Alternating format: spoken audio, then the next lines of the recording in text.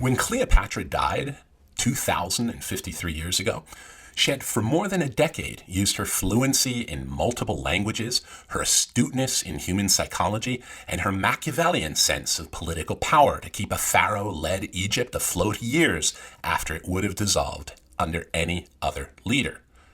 Cleopatra had lived large and boldly, taking on mythic qualities even while she lived. But once dead, chroniclers, poets, painters, and playwrights had free rein in transforming the truth of her life into imagination and desire-driven fantasies. So the Cleopatra we have is a constantly evolving reflection of every era's refashioning of her.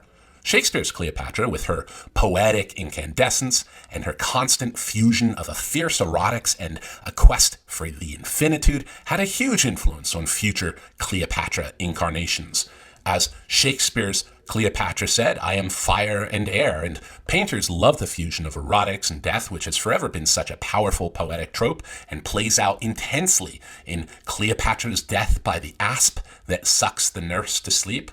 And the symbolist and decadent fin de siècle 1890s claimed Cleopatra as the ultimate femme fatale. And early cinema turned the heat up even hotter, with Theda Bara creating a femme fatale for the ages.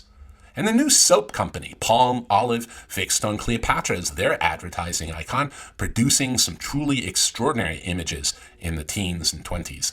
Pop culture gives us Cleopatra in comics and even in a series of Betty Page graphic novels. So after decades of being fascinated by how each age refashions Cleopatra, here are some of my favorite Cleopatra images in 4K high resolution. Enjoy.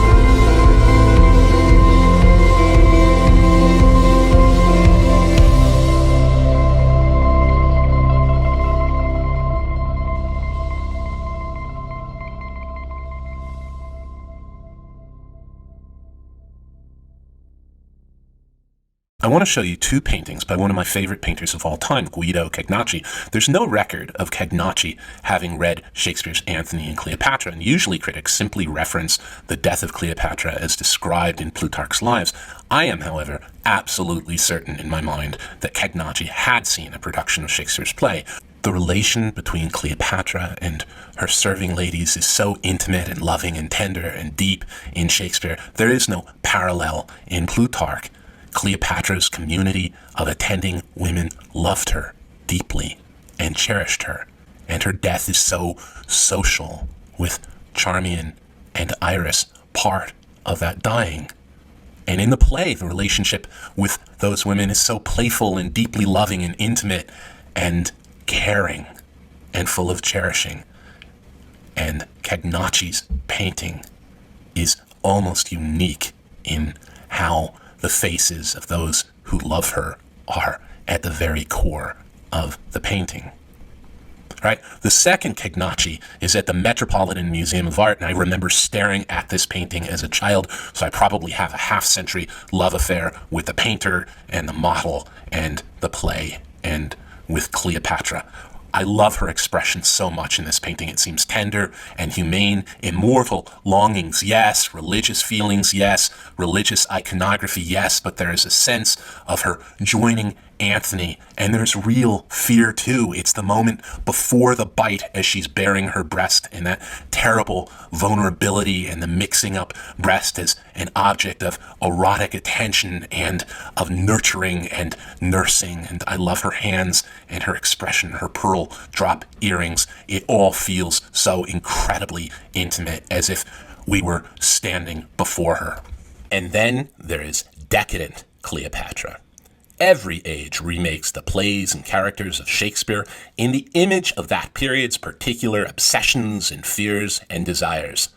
And it never got more extreme than the fin de siècle, decadent, symbolist 1890s, which took complex women from Shakespeare as well as from mythology, history, and even the Bible, emphasizing or even projecting into them sexual allure, deviance, and general witchiness. Cleopatra in the 90s joined Salome, Circe, and Judith in the quartet of dangerous, witchy, but fabulously alluring femme fatales, and silent era Hollywood vamped up the trend with Theda Bara as Cleopatra in 1917. And in 1934, Claudette Colbert took us wholly into the world of the femme fatale Cleopatra, who would have been at home in any noir film of the next 2 decades.